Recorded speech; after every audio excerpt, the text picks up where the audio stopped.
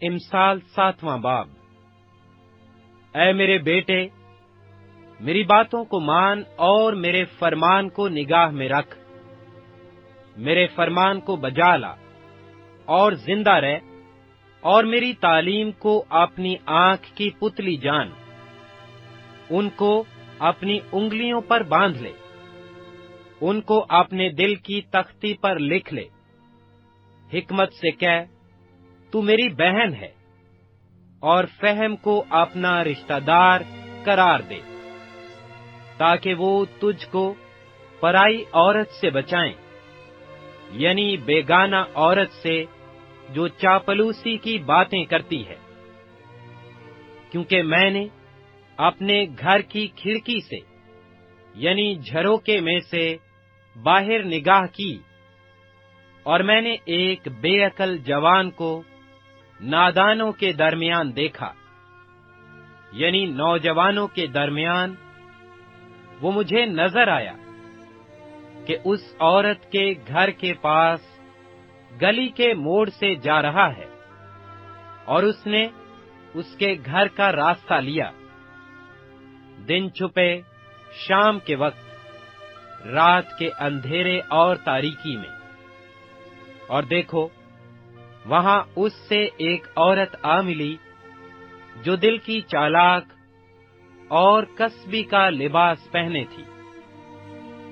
وہ گوگائی اور خود سر ہے، اس کے پاؤں اپنے گھر میں نہیں ٹکتے، ابھی وہ کوچوں میں ہے، ابھی بازاروں میں اور ہر موڑ پر گھات میں بیٹھتی ہے۔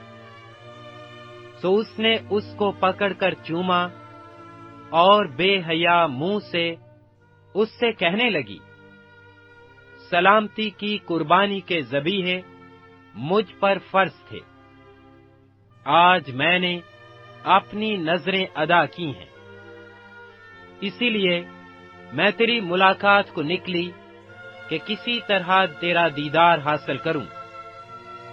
سو تو مجھے مل گیا۔ میں نے اپنے پلنگ پر کامدار غلیچے اور مصر کے سوت کے دھاری دار کپڑے بچھائے ہیں۔ میں نے اپنے بستر کو مر اور عود اور دار چینی سے معطر کیا ہے۔ آ، ہم صبح تک دل بھر کر عشق بازی کریں، اور محبت کی باتوں سے دل بہلائیں، کیونکہ میرا شوہر گھر میں نہیں، اس نے دور کا سفر کیا ہے۔ وہ اپنے ساتھ روپے کی تھیلی لے گیا ہے، اور پورے چاند کے وقت گھر آئے گا۔ اس نے میٹھی میٹھی باتوں سے اس کو پھسلا لیا، اور اپنے لبوں کی چاپلوسی سے اس کو بہکا لیا۔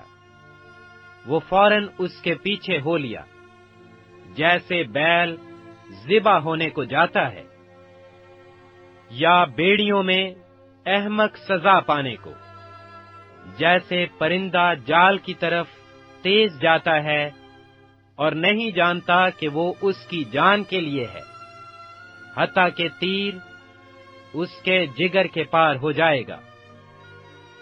سو اب اے میرے بیٹو، میری سنو اور میرے منہ کی باتوں پر توجہ کرو۔ تیرا دل اس کی راہوں کی طرف مائل نہ ہو، تو اس کے راستوں میں گمراہ نہ ہو، کیونکہ اس نے بہتوں کو زخمی کر کے گرا دیا ہے، بلکہ اس کے مقتول بے شمار ہیں۔ اس کا گھر پاتال کا راستہ ہے، اور موت کی کوٹھڑیوں کو جاتا ہے۔